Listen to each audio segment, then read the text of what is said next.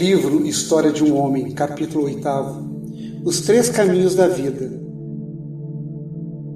Liberto do esforço dos estudos oficiais e conseguindo com eles o resultado prático do diploma, encontrou-se diante de 3 grandes problemas a resolver, de 3 graves provas a superar, de 3 poderosos inimigos a vencer, pois que o seu destino já então amadurecia e os seus impulsos favoráveis ou contrários deviam manifestar-se com plena eficiência. Esse período de 25 anos, que vai dos 25 aos 45 anos, é o mais obscuro de sua vida. Exteriormente insignificante, interiormente tempestuoso e trágico. Foi esse o período da mais dura expiação. Ele, que quase não havia conhecido o estouvamento da juventude, nem gozado aquela instintiva alegria de viver, que se afina mais facilmente com a inércia espiritual do que com uma laboriosa maturação, por 20 anos não teve mais trégua. Mas quem tem qualidades deve sofrer-lhes o peso e pagar-lhes o preço. Quem traz forças dentro de si deve aprender a manejá-las e dominá-las, porque elas se desencadeiam irrefreáveis e querem manifestar-se e agir.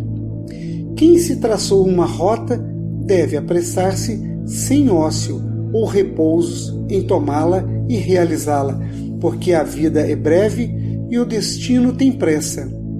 Quem mais tem, mais deve. Quanto mais se é forte, mais se é agredido. Quanto mais longe se deve chegar, mais se tem de correr. Em primeiro lugar, trata-se de compreender, ou seja, resolver o problema do conhecimento. Ele não era como os outros, não podia agir senão depois de se sentir claramente orientado quanto ao funcionamento do universo que o circundava. Esta premissa de claríssima visão lhe era absolutamente necessária para agir em consciência e com consciência. Necessitava dar uma resposta convincente e exaustiva, pelo menos aos porquês fundamentais da vida. De onde venho, porque vivo, aonde vou, porque sofro. Perguntas que as crianças fazem e a que os sábios não sabem frequentemente responder. Tinha sido enviado à escola aos 5 anos. Estudara sempre e haveria de estudar toda a vida. Aos 25 anos, depois de haver interrogado todos os campos do conhecimento humano, uma só coisa sabia, que não sabia nada. E uma coisa ainda pior ele percebia, que os sábios não sabiam nada. Quem lhe haveria, pois, de dar uma resposta?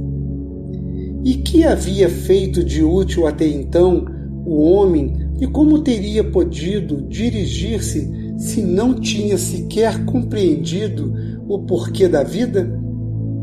Só mais tarde compreendeu que o sistema corrente de ação, dirigida somente pelo instinto e não por amplo conhecimento do universo e profunda consciência da própria função dentro deste, era o sistema prático e econômico da natureza.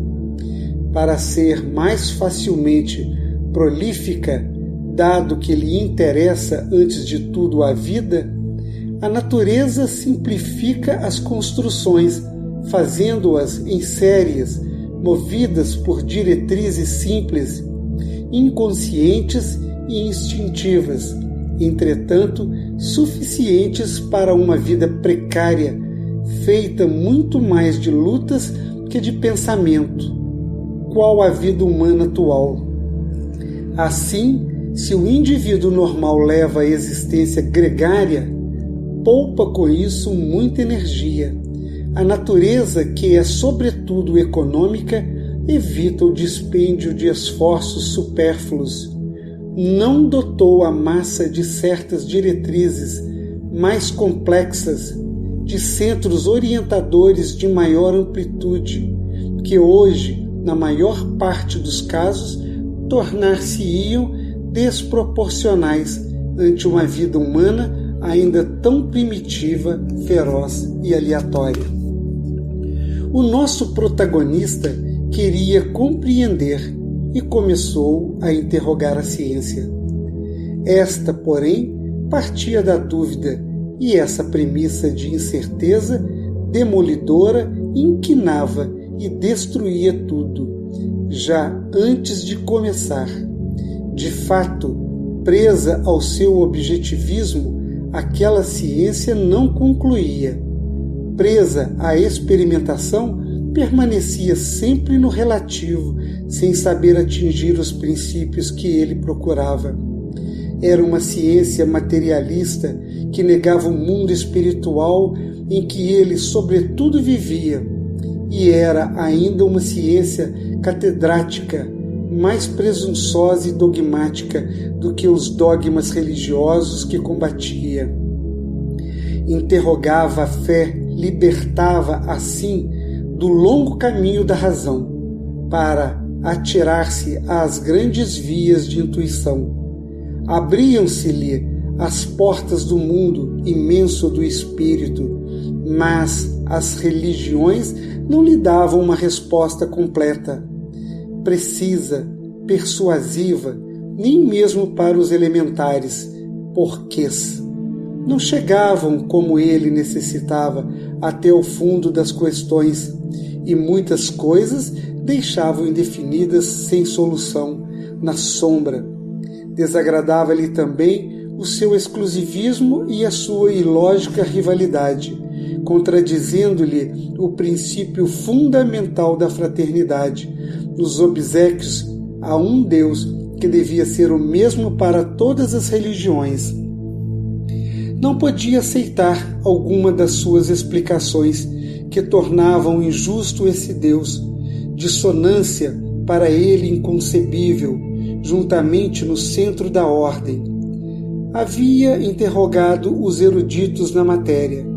Repetiam-lhe frases formais e decoradas, não assimiladas, não sentidas, não vividas.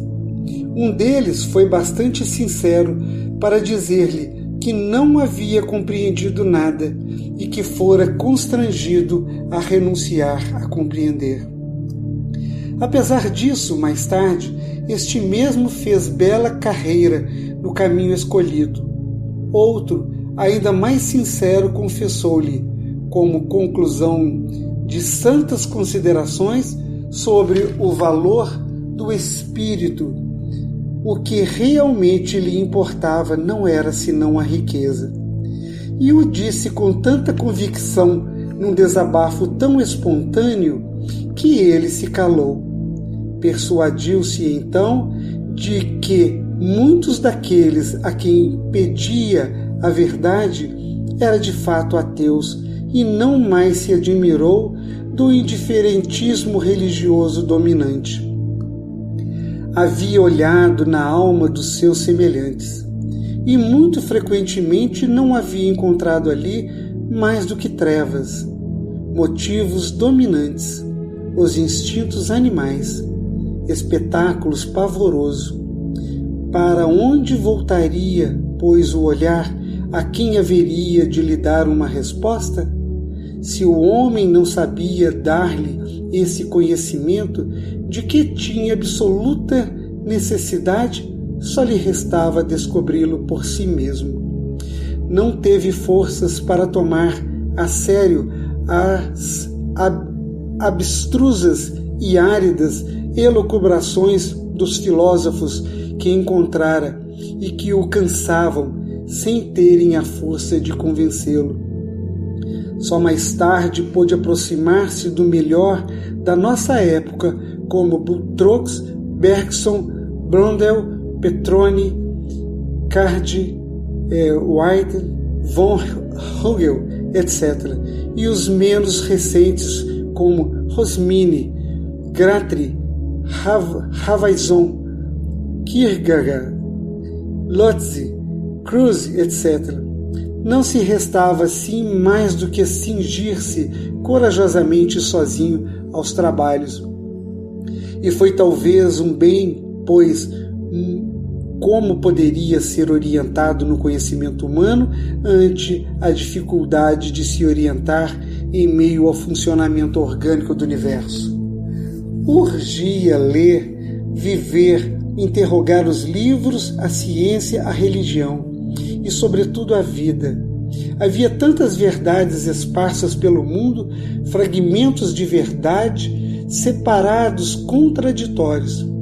Precisava despojá-los do supérfluo, descobrir-lhes a substância, reencontrar-lhes o nexo, reajustá-los de novo.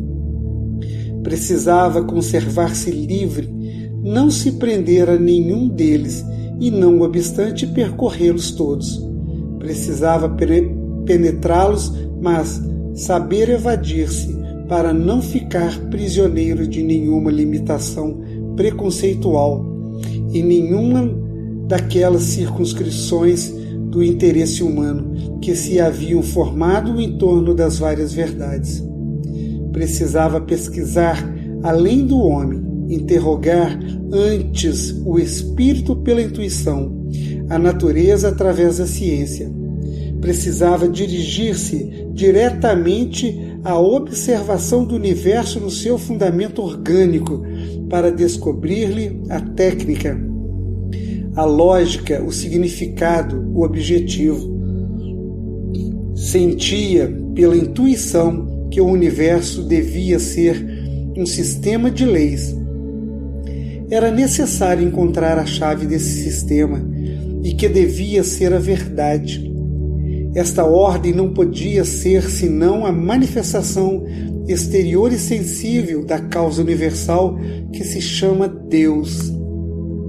Essa verdade devia ser a expressão do pensamento de Deus. Mas logo, outro grave problema se lhe apresentava. Conseguido o conhecimento do grande plano universal e enquadrar nele o plano da sua própria vida, encontrar, enfim, na ordem universal o sentido desta ordem menor, as suas causas, a sua trajetória, os seus objetivos. Devia compreender claramente a si mesmo e ao seu destino. Talvez o homem comum pudesse viver sem esse conhecimento, bastando-lhe para agir os instintos, e neles obedecendo cegamente às leis de Deus. Na prática, não há nenhuma necessidade de se conhecer o porquê das coisas, a razão de pô-las em execução. A natureza preocupa-se em ser obedecida, não de elucidar-nos sobre o porquê das suas ordens. O conhecimento é talvez uma necessidade útil e somente em certo grau da evolução, quando se faz sentir, não podendo, portanto, aparecer antes dele. O fato é que ele sentia essa necessidade e devia satisfazê-la. O seu grau evolutivo não lhe permitia agir inconscientemente, como os animais, pelo instinto. Não podia, tal como era, transformar-se em cego instrumento de forças desconhecidas. Para obedecer, devia saber. Para guiar-se, carecia de orientação. Sentia o direito de manifestar-se consciente e de tomar parte consciente e responsável na direção da sua vida. Esta era espiritualmente muito complexa para que uns poucos instintos bastassem para guiá-la. Tinha necessidade da consciência dos seus atos, uma consciência profunda, completa, que se harmonizasse com a consciência do funcionamento universal. Por um senso de íntima convicção, sentia-se no direito de participar da direção do seu destino, no direito de conhecê-lo para corrigi-lo e melhorá-lo. Sentia poder e ter o dever de assumir a responsabilidade dessa direção. Não podia ser uma coisa, mas queria ser um homem colaborador, honesto, consciente e responsável da obra divina. Encarou então face a face as leis biológicas e, sem preocupar-se com o homem, perguntou-lhes ardentemente o tremendo porquê do seu próprio destino. Desta verdade menor e maior próxima, ele tinha necessidade para orientar a sua vida no campo das ações. Queria conhecer os princípios que devia seguir, o conteúdo que devia dar às suas horas, a direção que imprimir aos seus passos. Sem uma precisa direção guiando as nossas ações, a vida se transforma num recipiente vazio. A vida é um vaso a que se deve dar um conteúdo, um meio que necessita de um fim. E não lhe bastava um fim genérico, de uso geral, feito para todos. Sentia-se irremediavelmente diferente. Pressentia um trabalho, mas também um objetivo especial. Não podia absolutamente reduzir-se à situação de ovelha no rebanho, de um homem construído em série. Tinha o seu caminho inexoravelmente traçado, doloroso, perigoso, exaustivo, mas seu inconfundivelmente seu. Fosse embora com humildade e incompreensão, sozinho sobre a cruz da dor, devia percorrê-lo. Era seu sagrado dever conhecê-lo para percorrê-lo. É um fato que ninguém pode mesmo, no fundo das mais terríveis desgraças e sob a mais severa condenação do destino, destruir a consciência de íntima e própria nobreza, que não é soberba, porque se cala e não pode exercitar a inveja, porque é frequentemente sepultada sob a mais esquálida miséria. Tanta consciência queria ter dos seus atos que sentia o dever de conhecer primeiro o plano universal, para no meio deste descobrir o seu particular plano de vida. Este era para ele e não podia deixar de ser uma construção orgânica, um edifício complexo, para cuja edificação se fazia indispensável um projeto exato. Quanta distância de certa leviandade inconsciente, quanta seriedade em face de acertos epicurismos de gozadores. Apesar disso, talvez este relato corra o risco de não interessar, pois uma consciência tão profunda será considerada provavelmente por muitos como procedimento de louco. Que grave timbre de bronze adquiria então o som dos seus pensamentos e o significado dos seus atos. Preparava-se assim para um trabalho bem grave, para o qual sentia não poder encontrar ajuda senão em si mesmo. Compreender o universo, compreender-se a si próprio na vida do universo, encontrar a sua vida. Entretanto, já sentia quão pouco teria feito ao conseguir tudo isso, e já via quanto ainda lhe restava fazer.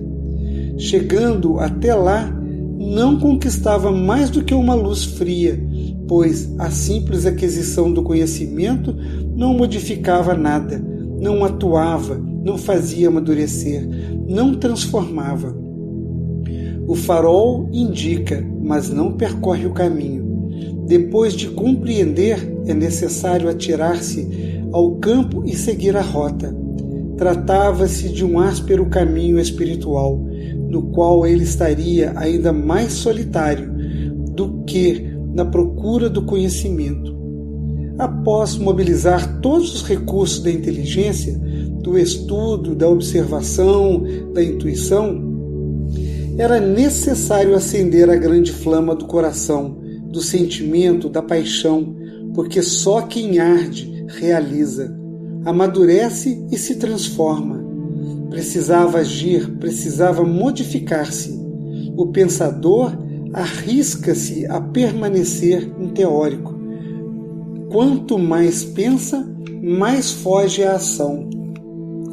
Após a iluminação da mente, era necessário lançar o coração. Após o coração, o seu próprio ser inteiro. O problema não era mais compreender, mas arder, consumir-se.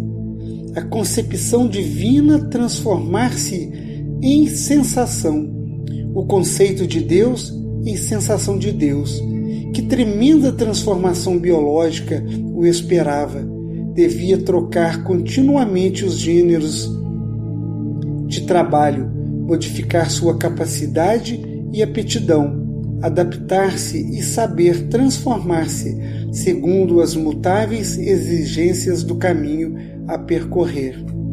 Hoje, busca reflexão, amanhã, paixão, depois, ação e transformação, e depois ainda, sensação do mundo do espírito. E qual era o supremo objetivo, a máxima realização? O sonho tornava-se nesse momento gigantesco, além das possibilidades da sua compreensão. O anelo de ascensão atingia uma vibração tão intensa que ultrapassava as suas possibilidades de percepção.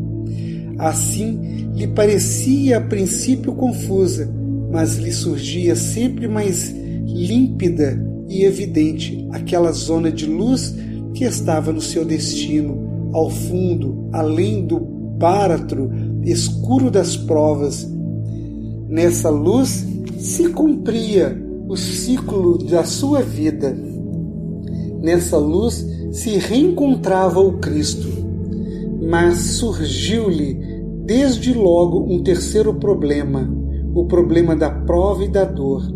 A sua vida continha nada menos que um abismo de sofrimento, um mar de obstáculos a superar. Defrontava-se com uma vontade tenazmente adversa que lhe contrariava essa realização suprema. Era necessário enfrentar, sofrer e vencer tudo isso. Era necessário saber atravessar esse inferno sem se perder, saber sair ileso e triunfante. O seu edifício de pensamento e de paixão devia resistir a esse tremendo choque sem se abalar. Diplomado, entrou na vida. Teve o pressentimento da hora pavorosa e tempestuosa que eu esperava. Ninguém pôde obter ajuda e mudar as provas quando o destino quer. Encontrava-se então na sua zona de determinismo. Não havia salvação. Estava só contra aquelas forças desencadeadas. Sempre estamos a sós em face do próprio destino. Concluindo, a sua juventude se lhe apresentavam 3 vias pelas quais devia percorrer um tríplice caminho: compreender, atuar, sofrer. Tríplice escola o esperava: a escola do pensamento, do coração e a escola da dor. Todo o seu ser devia agitar-se a fundo com todos os seus recursos: inteligência, sentimento, vontade. Todas as suas fibras deviam ser postas em ação, trabalhar e dar o seu rendimento. A sua vida era digna dele. Diante da sua juventude, as 3 estradas se abriam simultaneamente. A lógica do seu destino era um único roteiro com um só significado. Porque compreender significava encontrar, por intuição em si mesmo, a grande verdade, o próprio ser universal, e no seu seio a própria verdade particular, o ser humano. encontra e no seu seio a própria verdade particular, o ser humano. Encontrar, porque certas sínteses supremas não se atingem com a razão, não se improvisam a quem não a alcançou por maturação, não a possui, não a encontra, pois atuar significava a sua catarse mística do plano humano até a sensação do plano divino. E sofrer significava atravessar a sua purificação na expiação. Aquela tríplice estrada que se lhe abria não era senão uma tríplice forma de realizar-se a si mesmo de 3 maneiras. Primeiro, encontrando-se no conhecimento do universo e de si mesmo. Segundo, purificando-se na dor, ou seja, conquistando a própria redenção através da expiação. Terceiro, operando a própria transformação, a ascensão espiritual que o havia de levar até a visão do Cristo e a sua união com Ele. As 3 estradas estavam ligadas por um nexo profundo e convergiam para o mesmo ponto. A trajetória única do seu destino estava claramente traçada e completa. O significado da sua vida e o caminho a percorrer estavam evidentes das premissas às conclusões.